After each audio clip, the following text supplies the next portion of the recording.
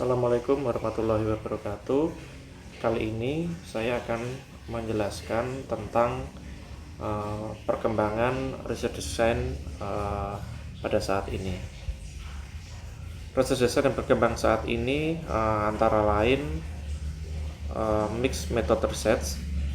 Pendekatan ini menggabungkan penelitian kuantitatif dan kualitatif dalam satu studi untuk mendapatkan pemahaman yang lebih mendalam. Kemudian yang kedua, experimental and quasi-experimental research.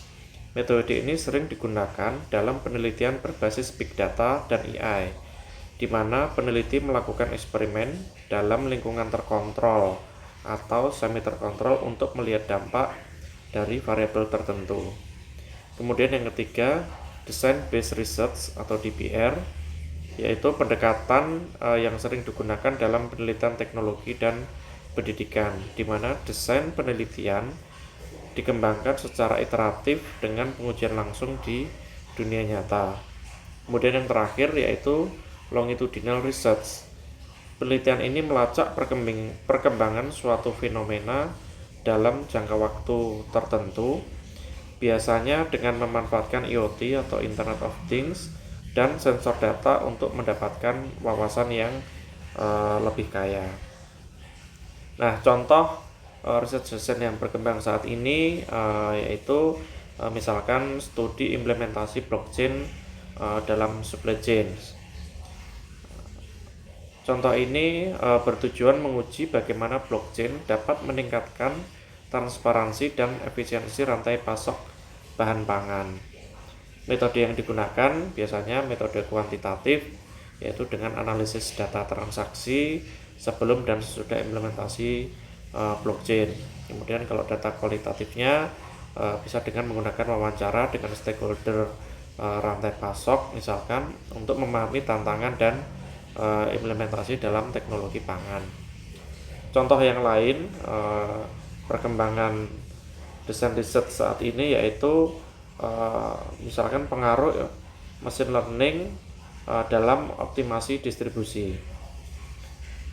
Desain ini bertujuan untuk menguji efektivitas algoritma machine learning dan meningkatkan efisiensi distribusi di mungkin tempat perusahaan bekerja, yaitu di Perumbulok.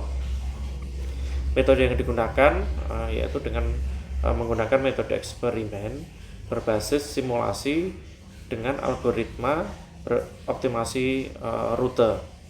Kemudian mengukur perubahan waktu dan biaya distribusi sebelum dan sesudah menggunakan AI. Nah, ini adalah riset desain yang mungkin cocok di tempat saya bekerja saat ini, yaitu di perusahaan logistik.